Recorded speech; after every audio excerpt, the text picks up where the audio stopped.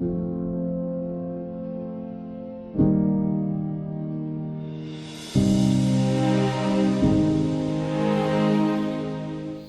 far, so good. We always love the fact that on daily basis, you've learned now from us that in one way or the other, you have to always be celebrating yourself.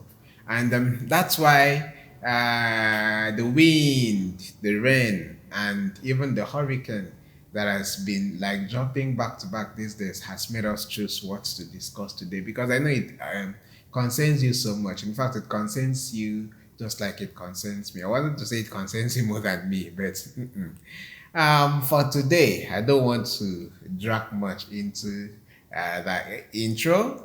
Rather, for today, we would be delving into the most recent issues, especially political issues that affect you, affect me as, first of all, a Nigerian, an African. I don't know how you want to add yours. I think to some extent, this setting is in Akwa Ibom. You will drag it down to Akwa Ibom State so that at least you can understand some of the happenings in Akwa Ibom State. And for today, I would just, DARA Africa had to go far deep to get a very sound personnel. And when I say sound, he's a fine gentleman. Yes. And the fine gentleman where you be, women they rush am. No be the one where they say, now them they rush us, but they look the person not fine. This one too fine and they sharp. And when camera show you, you go understand, say, then they rush am. Then aside that, he's a political scientist. And he's not just a mere political scientist, he's a pro in political science. He's an educator. I don't need to fail mentioning that one. He's a very sound educator. I have to add that too. He's an activist, very strong activist to the core. And he's one youth who from inception has been living this, I must mention, political life that a lot of youth have to learn from, have to emulate. Why do I say so? He matches, he even put on shoes. When I say put on shoes, I don't mean physical shoes.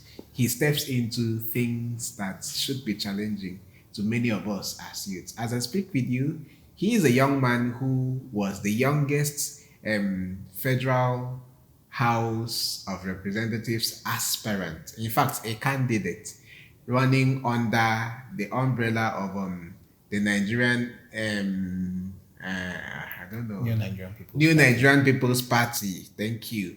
So far so good. I have to bring forth an earthquake. That's his nickname. I have to bring forth an earthquake to you. No fear, you not go to shake you that so much, but he go shake you, make you learn plenty. He is Obong Senator Nsikak. Anwana. Mr. Anwana, welcome to podcast. Thank you very much. So far so good. Just like you've heard, he has been this wonderful and strong youth who, in fact, let's start from the political experience.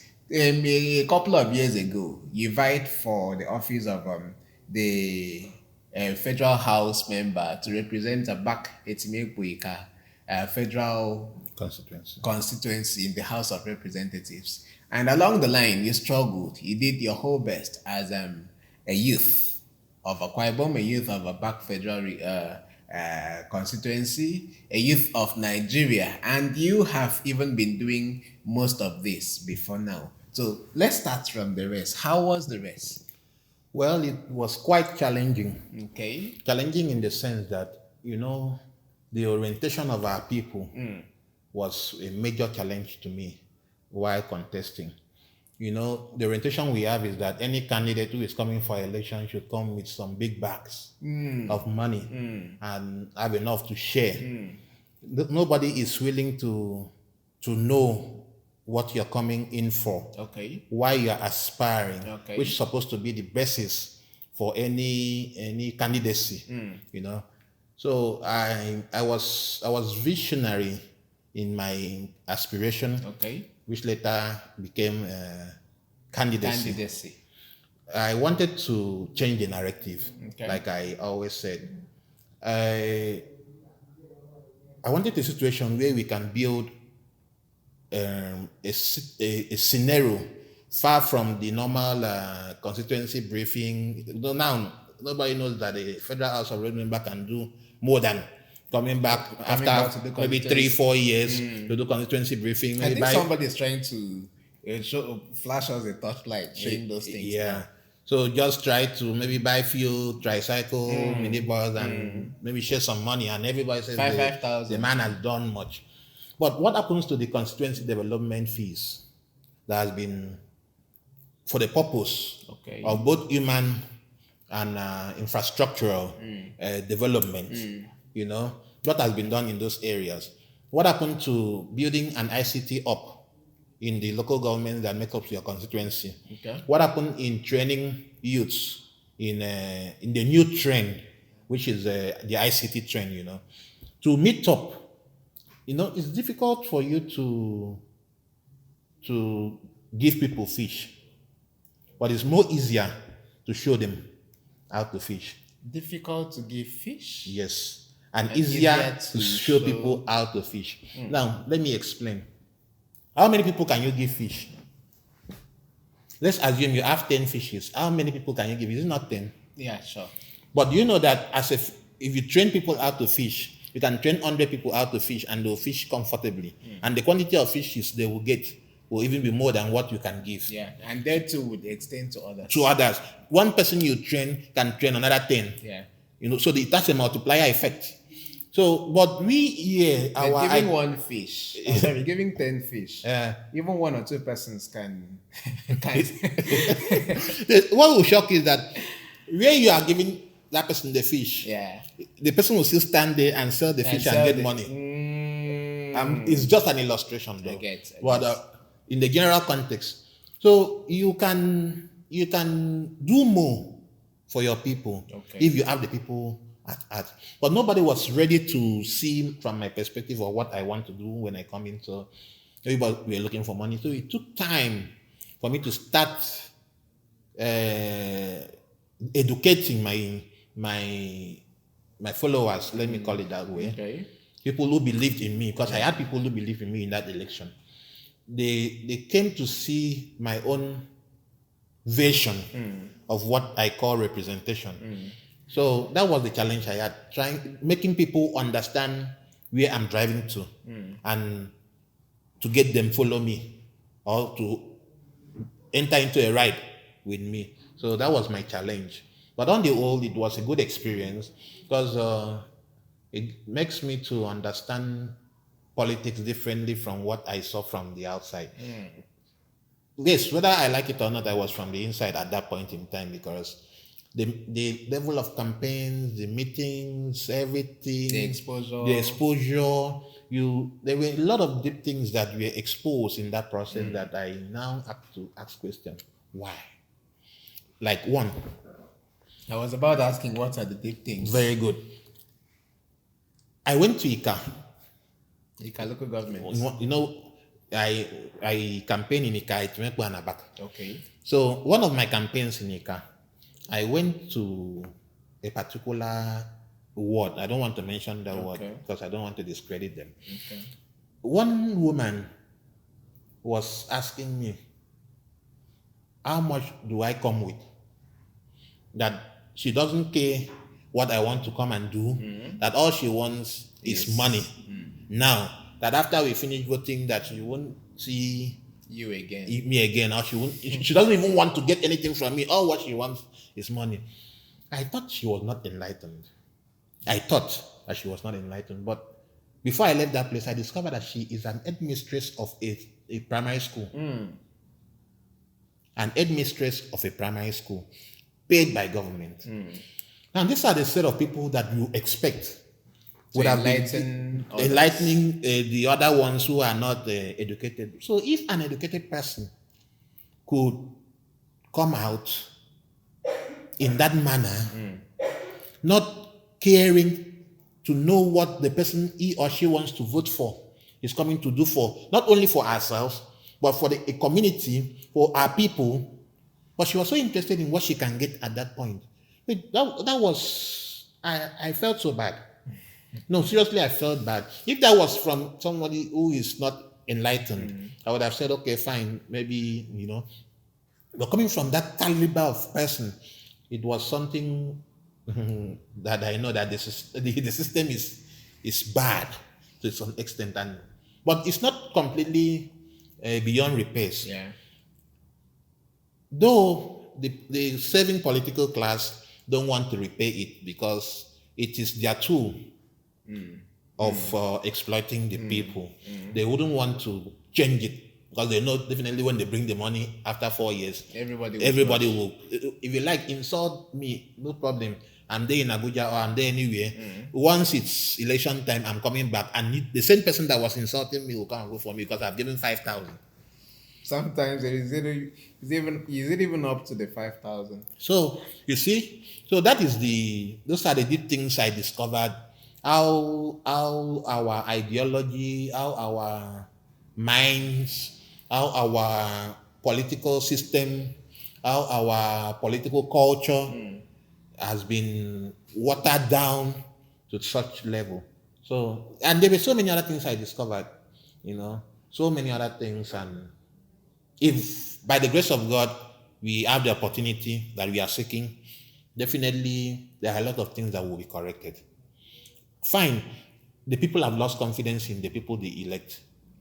Yes, because most times they will come, tell them go back and do the opposite side, But even at that, you still need to have that policy, that principle in yourself that you can't vote somebody if you are not convinced about his programs, policies, and the overall reasons for his or her aspiration. If you do that, then whether that person does it or not, you are justified. That I gave this person my vote because this person is convinced me of my vote, not because this person gave me money, any enticement or what. Yeah. Okay, now from that experience, as a youth too, I have to come back to our peers and at least what was the level of followership, because that particular drag, that particular setback you discovered in that particular local government you mentioned, it happened to be an elderly woman. Yeah. Now, what was the level of followership of the youths? Because to some extent, I feel the youths too could still be doing the same thing. Well, my mantra was youth arise. So I wouldn't say the youths never arose, but just like the general, how would I put it? General problem I noticed, it cut across even to the youths. Majority of youths are not that enterprising. Not enterprising. I'm not saying not enterprising. Not that enterprising. Very good. I get the difference. Okay, so majority of youths believe or sees the political class as their only source of income and livelihood. In short, they see politics, especially here, as the only venture that anybody could go into. That's why politics as business. As business. That's why hardly would you see someone, a youth in our climate, talk for 30 minutes without including politics. You understand?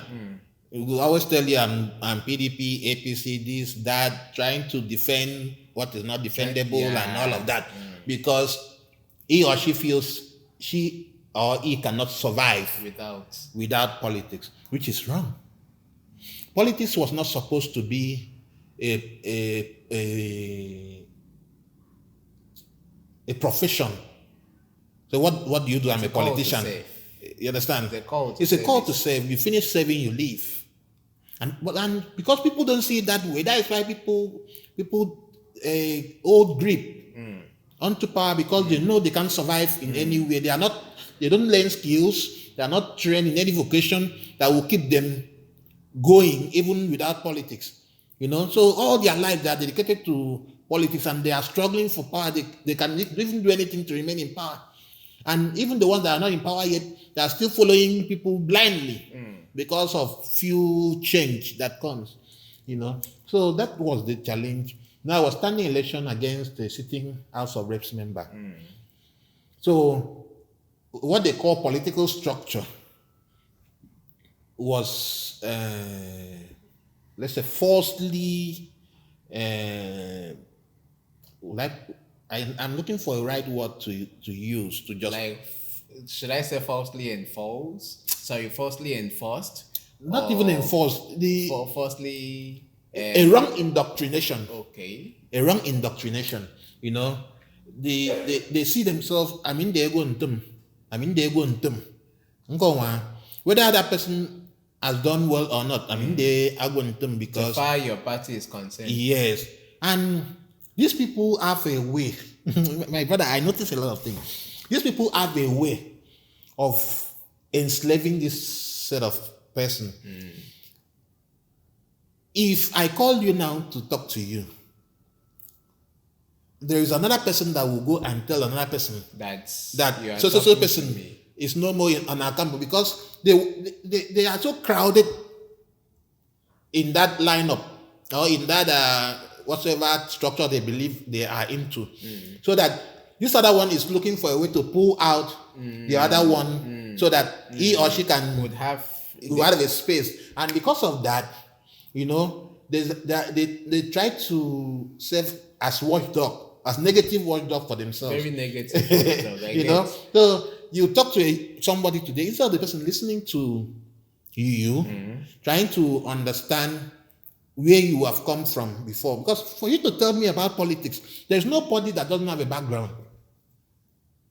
And politics comes from individual background. Yes.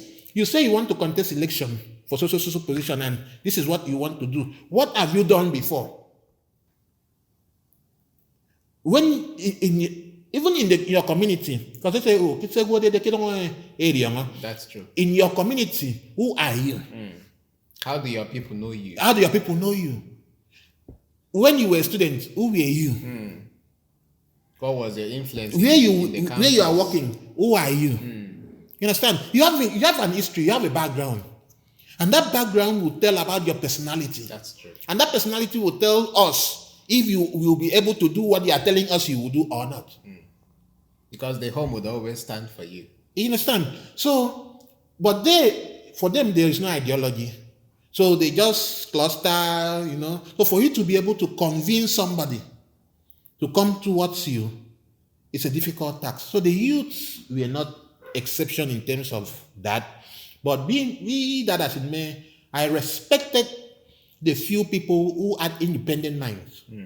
They did not care whatsoever anybody feels. They supported me. In short, there were people that shocked me. Seriously, there were people that shocked me. They gave me their 100% support. And sometimes they even support me financially. Sometimes we will go for campaign and somebody will fill the car. Somebody will take one responsibility or the other that involves money. And to those people, I respect them. These are people who were prominent in their own political parties, but they say, no, our own candidate has not done well. I want to support you. You understand? They don't care if they will lose out or not. Did they defect from their parties? They didn't defect. Oh, that's but wonderful. Let me be sincere to you. My candidacy was not solely party-based. The party was just for the purpose that you cannot stand election as an individual. You must be in a particular political party. I get. But my campaign was inter-party. I campaigned to everybody. I was not talking about party. I was talking about what I can do. Who is me? You understand? So whether you are in social party or social party, I don't care. You can come, let's build together. That was my platform. So I had supporters from almost all the political parties. almost all the political parties. I had supporters, people who believed in me. I had votes. I had a lot of votes in the election. After, I had to go back to INEC and check the election result. And because for me to have gotten that level with nothing, because I didn't campaign with money. I didn't give anybody money. In short, most of the campaigns I go to, not even water, not drink. So if I could have this level of support, then these people knows what they were going for. So in as much as there were people who were so materialistic, but there were also people with a clear conscience. Yes, who wanted the best, not for themselves, but for their people. Sometimes when I go to interact, I will ask people, what do you think a Federal House of Reps member can do for you? And you see programs, though in percentage there were few, but you see people who will tell you what they want, and you don't see any atom of selfishness.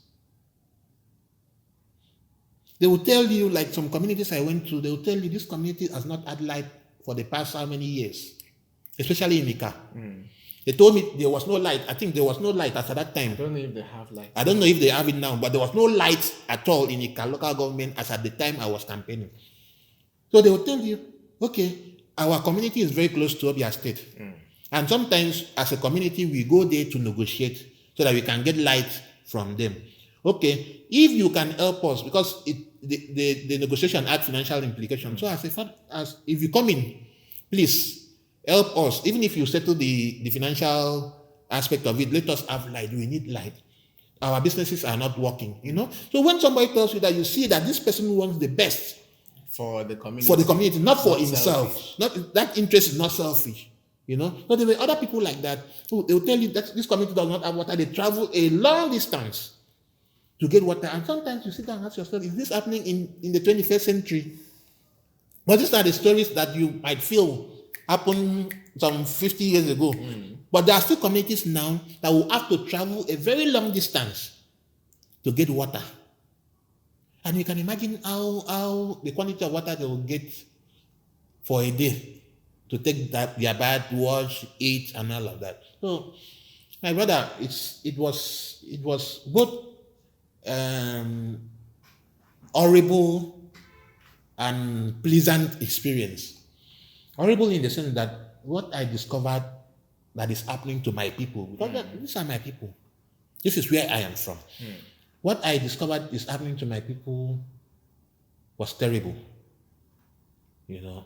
And if we have the opportunity to help our people, I would beg the people who have the opportunity now to please intensify their action towards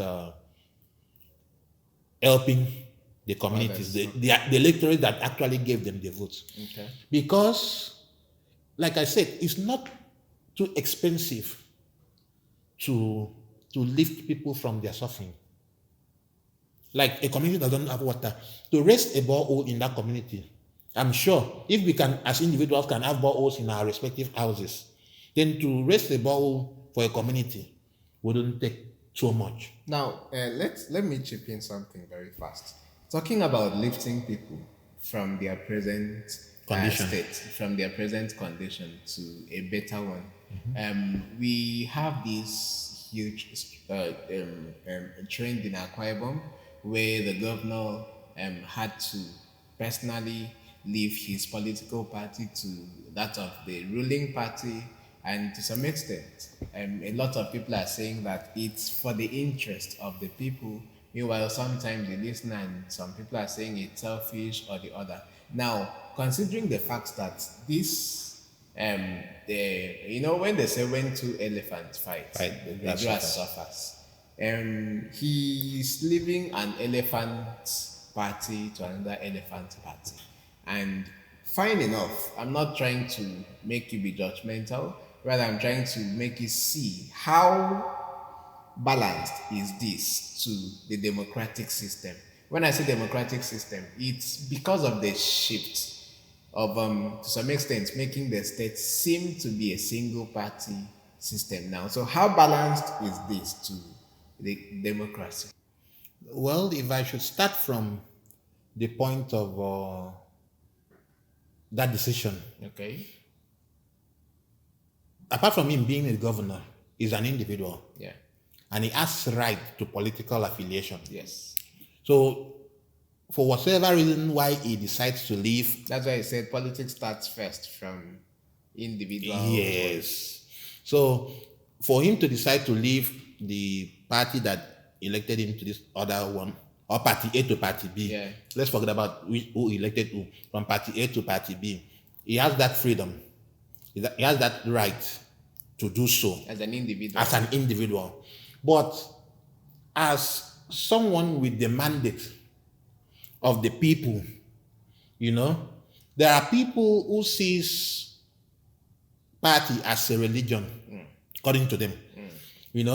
So for them, they gave it their vote not because they like you, but they gave it their vote because you're in their party. you are in their party.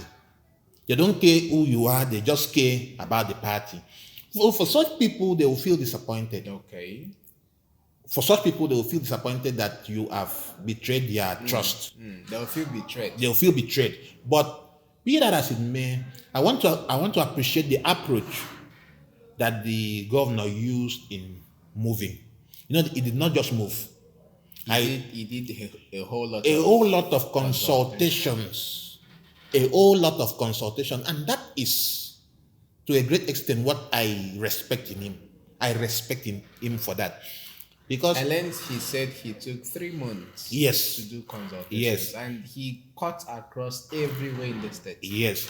If at all he just woke up and announced his defection, nothing would have changed. He would have still affected. And people would have still followed him. So long as Akwa Ibom is concerned, because Akwa Ibom political system is funny. And seriously, it's funny. So people will follow him. But he did not want to go that way. He decided to consult all the relevant stakeholders, all the relevant constituencies, briefing them, and with a reason that he wants to, first of all, connect Akwa Ibom to the center. And for such connection, there is hope. Do you know where there is hope? Because Akwa Ibom is still struggling, this Ibom, this seaport, and some other, Itu Calabar, The federal highway. and all of that. Not the coastal highway. No, I'm talking about the main Calabar Itu highway. So these are things that only federal government can give you. Yeah. So, but my own, okay, before I get to that, only federal government can give you. So it could be justifiable that maybe for you to get this done for your people, you need to be there. And though I have never, because for some time now I've withdrawn from politics side. I only said you're now a private citizen. Yes, I have withdrawn from politics for the purpose of self-development. Okay. So I have not gone to any of the consultations nor follow up what he was telling them, but I am sure he told them something. And if what he told them was for the purpose of actualization of the seaport, for completion of federal projects within the state and all of that, then And even the well-being of the citizens. and the citizen, then it is something we should go for, because Akwa Ibom State is one state that, how will I put it? And I'm not in the language or in feel like you are. Should we say Akwa Ibom is one very politically grounded? Yes, we are too political. And we are a civil service state. So we don't have that level of IGR like states like Lagos, Abia, River State, and Kano State, another state with huge IGR. So we survive more than 70% on federal allocations, So the generality of the reasons why he's leaving, let us believe that is for the purpose of dragging federal presence to Akwa Ibom State, dragging, because there are so many poverty alleviation programs of the federal government going on that people here don't even know of. I'm surprised to hear this. No, there are a lot. I used to, sometimes when I watch my television, my cable TV, I see so many programs mentioned, and these are things that we don't even hear of here. For whatever reasons these are going on, I don't know, but I still believe that if we connect to the center, that will get closer to us. I'm not justifying his movement anyway. I'm just saying that he did well consulting his people and letting the people who gave him the mandate as a person, as now, not as a person now, but as the elected governor, executive governor of Akwa Ibom State. You know, as a person, he had the right to move anytime he wants to, and even return if there's need. But now, as a governor, you don't just move because you betray a lot of people. So I want to believe the need that was done. Like I said, I didn't follow up. I didn't know what he did. But for the level of consultation that he had done, I salute him for that. Whatsoever he told the people in those consultations, I don't know, you know. So I think that is it. Now, so far, so good. You talked about Akwa Ibom being so dependent on politics. And we also understand, as Akwa Ibom people, we also have to clarify the fact, bring in the fact that Akwa Ibom, yes, is indoctrinated in two ways, either politically or religiously. Now, one thing that really affects the political system equally is the fact that prophecies has really come to manipulate a whole lot in the state. Now, what do you see about prophecies in politics, especially now in Akwa Ibom? And do not forget about the fact that nobody prophesied about the governor moving from party A to party B. So how has it really been that, irrespective of all this religious politicking, this big thing happened? And there was no prophecy. Well, whosoever that is a prophet that goes into political prophecies is going to rubbish himself. Okay. Do you know why? God is not too involved in politics. There are things that God has given man the right to decide. Like choosing a wife. You know, sorry to chip in, that giving man the right to decide, it made me remember that God in person handed over politicking to human beings. And religiously, remember, God first of all gave Saul to the children of Israel. And along the line, when Saul, to some extent, messed up, the Israelites were, this king you gave to us, this person he imposed on us. So God had to okay, I free you to take your decisions yourself. So that means what you're saying is small, okay. So the truth is, things like finding a wife, you see somebody saying, God gave me a wife. God doesn't give you a wife. He who finds a wife. You find a wife. You look for a wife. You find a wife. And it is solely your responsibility to choose. That's why you find. Yes. We want to be. So, though religion has so chopped into our system, but forget about God in politics. Forget about God in politics. Politics is an affair of men. For those of us who study political science, there is a clear-cut demarcation in terms of political philosophy as to what is the city of God and what is the city of man. The philosophers like St. Thomas Aquinas and St. Augustine, they were Roman Catholic. They were not just philosophizing from the secular point of view. There were a lot of philosophers on that topic, but I just want to choose this other two because they were Roman Catholic priests. They demarcated the political system into two. A civita Dei meaning the city of God, and the other one, the city of man. City of man. Now, the only perfect system, according to St. Thomas Aquinas and St. Augustine, is that the city of the Civita Dei is the only perfect political system because it is run by a system known as theocracy.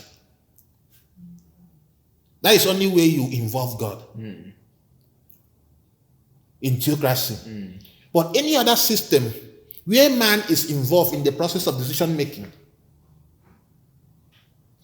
it's a city of man. There is no perfection though, but the outcome is as a result of man's input. So any prophet that goes there, you will rubbish yourself. Because sometimes you will see one thing, but when man wants to do their own, the result will be another thing. And it will be as if you were prophesying wrongly. Because even as a prophet, you have the powers. God has given you the powers as a prophet to choose what you say. The prophecies you make it, you bring out, and the prophecies you conceive. But the political prophecies work? To me, it doesn't work. I don't know if it works for other people, but to me, it doesn't work. It doesn't.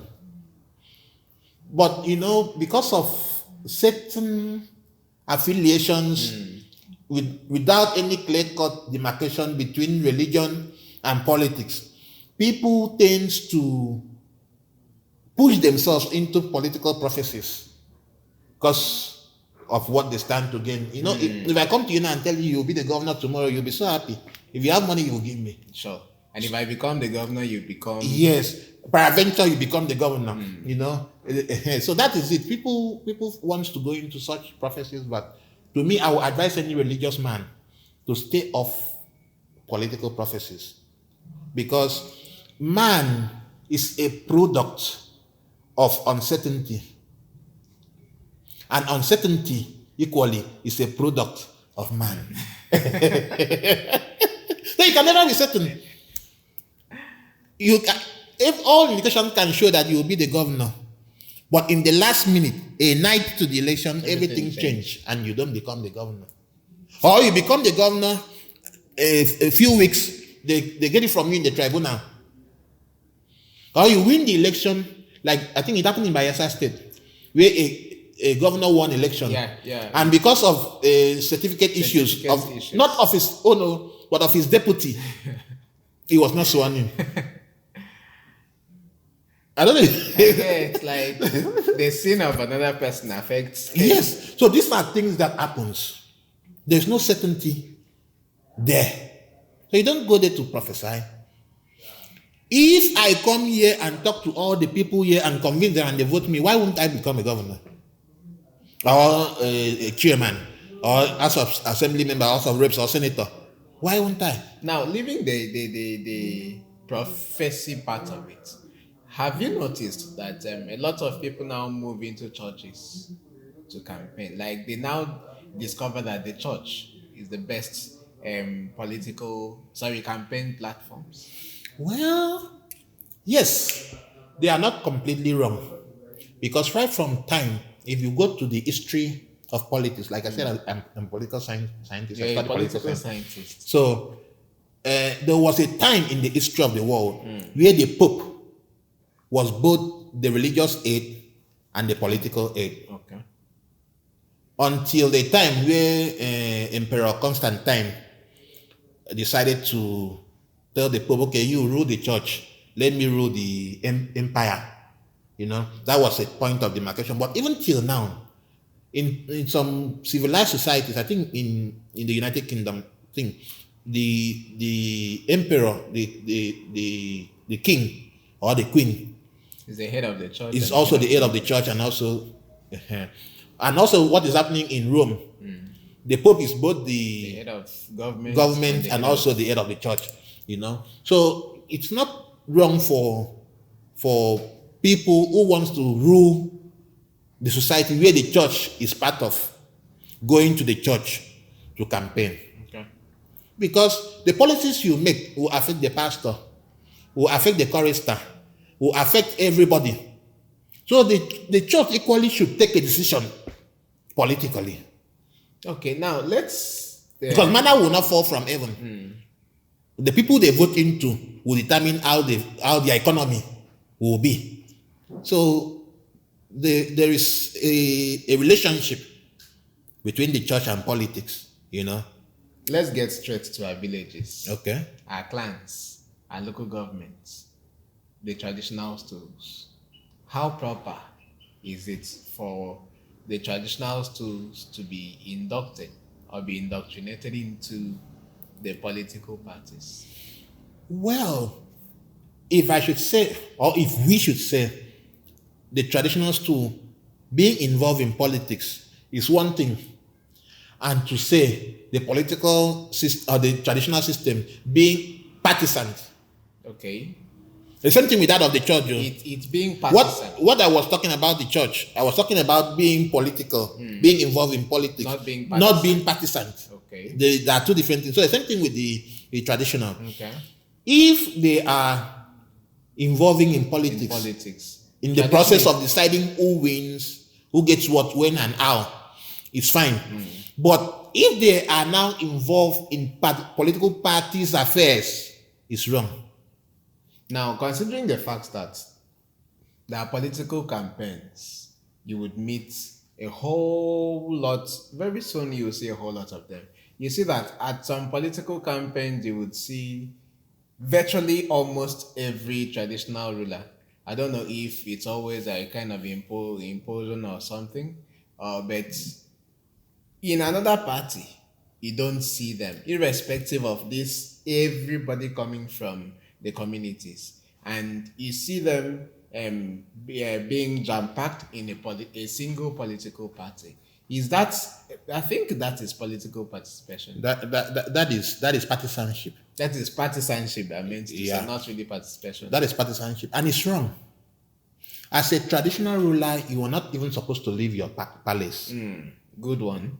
Let's start from there. You're not supposed to leave your palace to any political outing. You sit down there. People who wants to lead comes to you to consult you. You open your doors for everybody, irrespective of the political parties they come from. They come, consult, they tell you what they want to do for your people. Because you are equally a leader, leading from the traditional front. You're even a ruler. You are a ruler. The politicians are the leaders. Yes, you are a ruler. So you should be able to ask questions. What will you do for my people? What will you do for my community? These are the challenges. That selfish question should come from. Yes. I get. So not you following a politician anywhere he goes. No. He goes for meetings. You are desecrating the traditional stool if you do that. So you stay one place, they come, you open your hands, accept everybody. Then when you now evaluate them, you now present them to your people. These are the people that want to rule you. Take a decision. The polling units are in people's kingdoms, in the jurisdictions where people are ruling. So there's no polling unit that is on the air. You understand? Polling units are in various communities, and these communities are traditional rulers. So you should be able to tell your people, the youths, the women, the elders, these are the people that have come. This is what I see in them. Take a decision. You don't impose on them. Now, after seeing all these things, and we understand the fact that the youths were born to see most of these issues, how do you think the youths can change this particular narrative to make our society better than how we are meeting it now?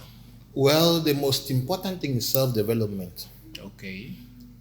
If our youths can develop themselves, just imagine, maybe, though it's not applicable to everybody, but maybe in your bank account, you have up to 2 million naira in your account, and somebody is coming to buy you off with 50,000, will you work? How? Though there are some few selfish people with 2 million in their account that will still go for 50,000, but at least have 2,050,000. but at least to a greater extent, self-development will reduce the level of vulnerability of the youths to the political class. Imagine going to the Tinkan Island. You see a small boy doing clearing and forwarding with so much money. In short, that person does not even know who is the commissioner for this and that in his state. He doesn't want to know. You understand? All what he knows is go to work, make money, live his life. Unlike here, where everybody is political.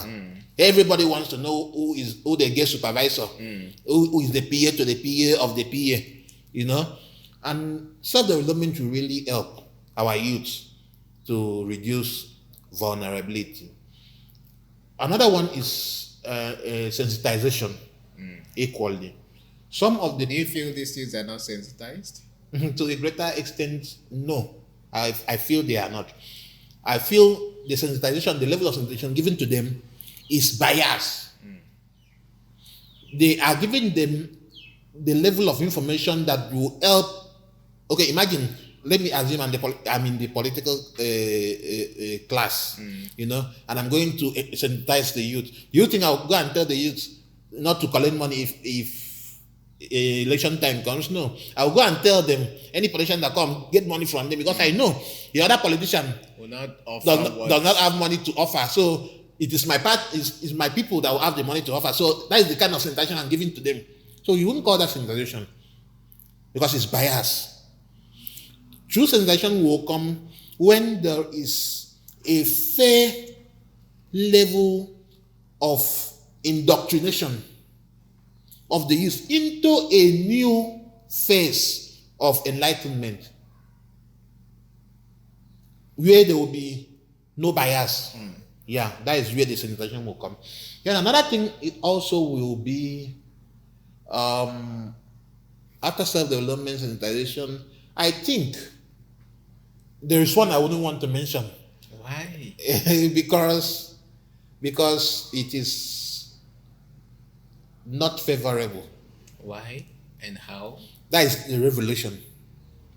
It is one aspect that people don't want to talk about. Okay, maybe we should say that maybe in future it could lead to revolution or something. It could lead to, if not properly, because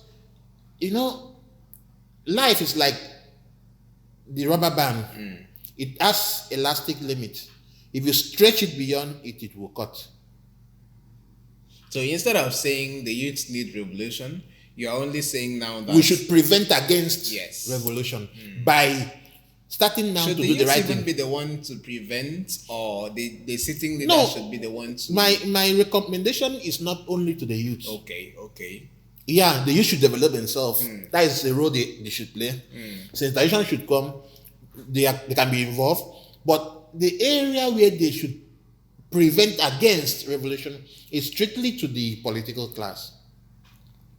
You can use a man, but you can't use that man for so long. Because there will come a time that man will say, no, I don't want to be used again. You go to a particular community, use a particular road for campaign. You finish, nobody goes there to fix that road. Another time, another election comes, you go again. The same political party goes back there, see that same road, and nothing is done. There is a day that you will go there, and all the vehicles that went for campaign will be burnt. So, even though we are not expecting perfection, but to a greater extent, let us do the right thing. Let there be justifications to certain actions, so that tomorrow will not be what we did not pray for. You can remember what happened during the NSAS protest. I, sincerely speaking, I myself never believed the youth would have gone to that extent. Yeah. Where the military are shooting directly on the youth and they are still moving. I never thought it could get to that extent. So if it could get to that extent, it can even get worse. So we need to do the right thing. That is just it. Okay, at this point, I think we have to. It's the best to even hit at that place. We need to do the right thing, and doing the right thing is not really dependent in the hands of a few. It's dependent in the hands of all. And to the leadership, yes, the leaders are those in power, irrespective of what your office is. It could be in political governance or in religious governance. Make sure that you have to do the right thing. And if you do not do these right things, you are pushing others to the wall. Then aside that, the youth too, on your path, what right thing are you doing? Most times when you do one or two, think, is it right? Is it necessary? And how will it affect others? This is the best ways we can develop Africa. This is the best ways we can develop where we come from. This is the best ways we can develop ourselves. And that is the best way we can celebrate ourselves. And once again, thank you so much, Ed Quick. Thank you so much, Senator. When I say Senator, Baba no drag seat with you now. He's a senator, yes. A senator is always a senator. So I don't mean the one when they drag for the other side. It was in the student union, in the student government. Union, yes, and he remains a senator. So senator, and he's also an Obong. Yes, a titled one indeed. So thank you so much for being here today. We really appreciate it. Thank you so much. Thank you. We hope to have more of you again. I'm available anytime. Thank you. All right. Thank you. Thank you. We love you. And do not forget to like, comment, share, and do the best you can for DARA Africa. We love you.